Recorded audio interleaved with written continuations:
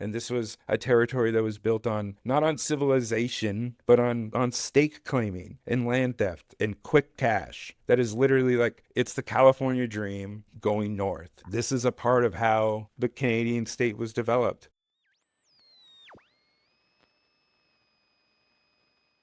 Western Canada, because of this, is not just more secular than the rest of the continent. It's the most irreligious region in North America, period. And British Columbia leads that pack. In the 2021 Canadian consensus, over 52% of people identified with no religion. That's higher than Oregon, Vermont, or any other American state. But that didn't happen because BC is uniquely progressive or enlightened. It's a direct product of colonial violence and capitalism, of a godless rush for land, for gold, and for profit that needed no preacher, just a pickaxe and a rifle. British Columbia was the last piece of Canada's colonial puzzle. While Eastern Canada had missionaries laying down the roots, building churches and signing treaties, as flawed and coercive as those were, BC was settled in a frenzy. When gold was discovered in the Fraser River in the 1850s, the Colonial Office rushed to declare British Columbia a colony, not out of divine inspiration, but to prospect British interests. And within months, tens of thousands of mostly American men flooded into the territory.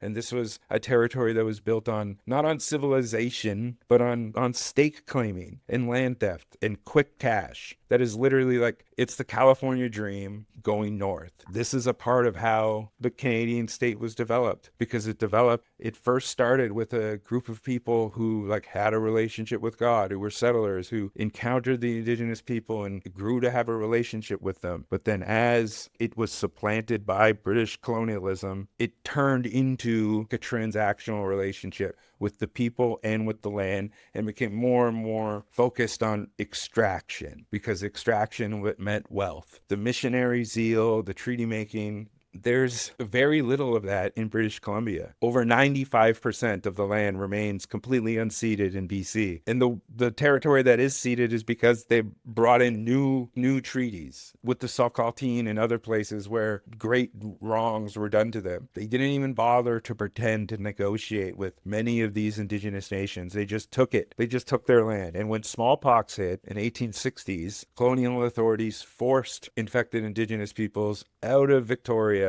at gunpoint, knowing full well what was going to happen, that it would spread up the coast and wipe out whole communities. And historians have long called this what it was: intentional genocide in service of resource extraction, not in the name of God, but in the name of empire. This wasn't a religious frontier. It was a capitalist one. Churches barely had a foothold in these boom towns before they burned down or emptied out. Sociologists call this the frontier secularization. That's what it's called, the frontier secularization.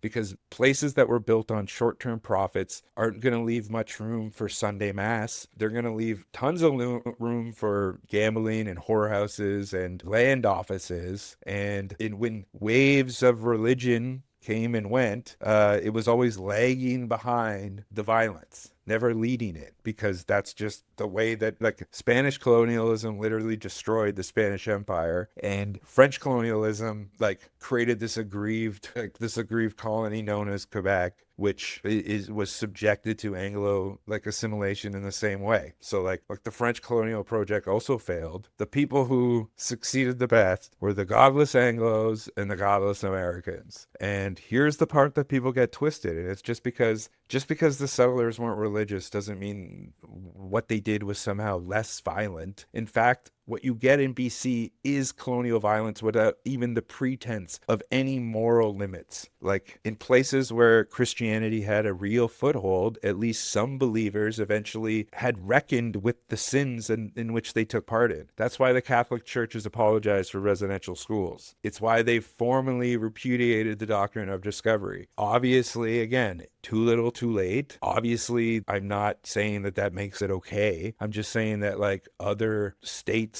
like the Canadian state, would never do that in any way that meant anything materially that didn't benefit the people in charge at the time politically. But that's the contrast. And at least there's some type of moral vocabulary left in those traditions of the churches, while manifest destiny is an idea of like the state the United States becoming like a god, becoming an entity of God and moving across the frontier. That idea is, if no one can stop us, then we must be right. And that's the idea that they exported north in the time of British Columbia. And it's not faith, it's idolatry. That's the nation state turning itself into a deity in the rush for gold. Canada started one place and it ended another place. And so BC's godlessness isn't because it rejected religion. Its godlessness is because it was built by people who thought they were gods, who answered to nothing but capital, who still haven't atoned for the horrors in which they've committed. And so there's like generational guilt. That's why it's just what it is.